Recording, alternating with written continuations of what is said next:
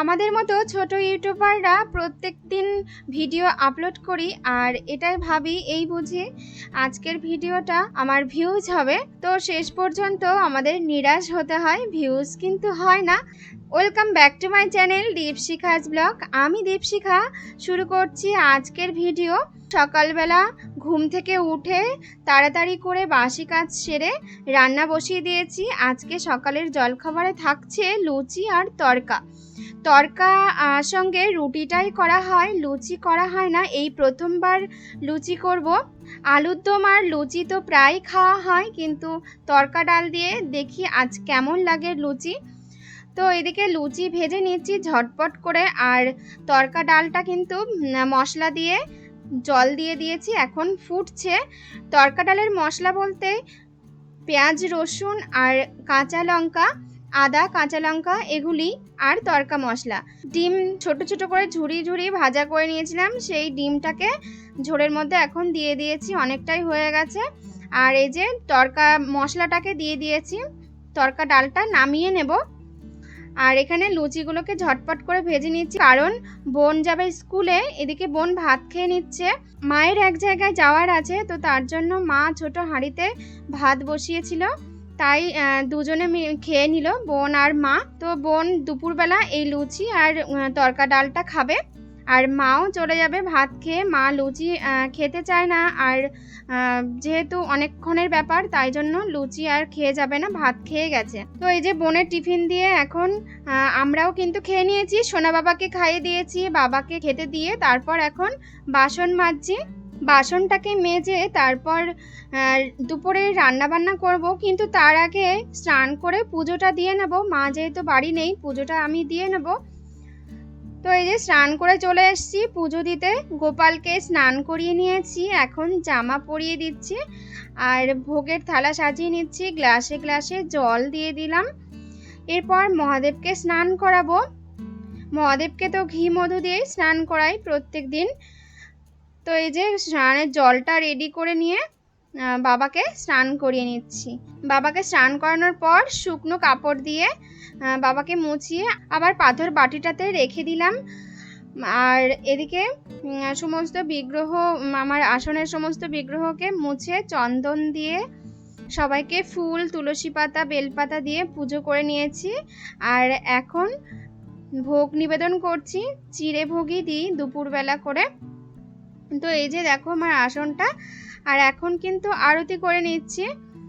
আজকে পুজোর সব কিছু ডিটেলসে শেয়ার করলাম না। তো এই যে আমার পুজো কিন্তু হয়ে গেছে।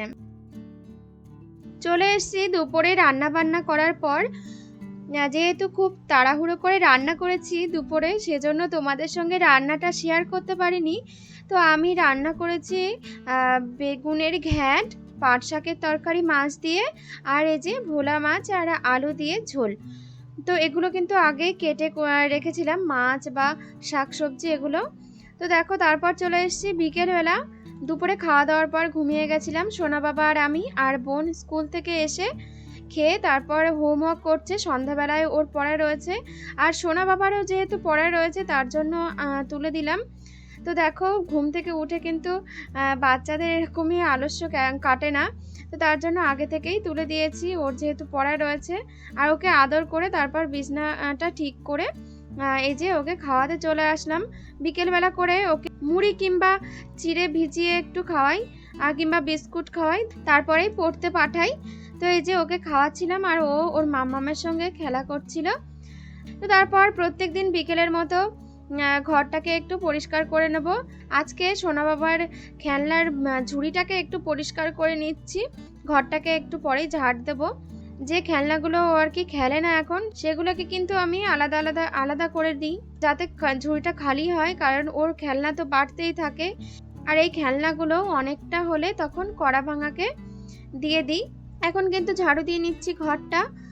আর আজকে আর ঘরটা মুছবো না, বিকেলবেলা সকালবেলায় মুছেছিলাম। আর এছাড়া এখন আর বালি হয় না ঘরের মধ্যে, আগে যেমন বালি হতো, এখন বৃষ্টি হওয়ার জন্য বাইরের বালিটা আর কি পায়ে পায়ে আসে না। তো এই যে কয়েকটা জামা কাপড় ছিল, সেগুলোকে ভাঁজ করে নিচ্ছি। আর জামা কাপড় রাখার ঝুড়িটা একটু এলোমেলো হয়ে গেছে, তার জন্য সেটাকে একটু গুছিয়ে রাখলাম।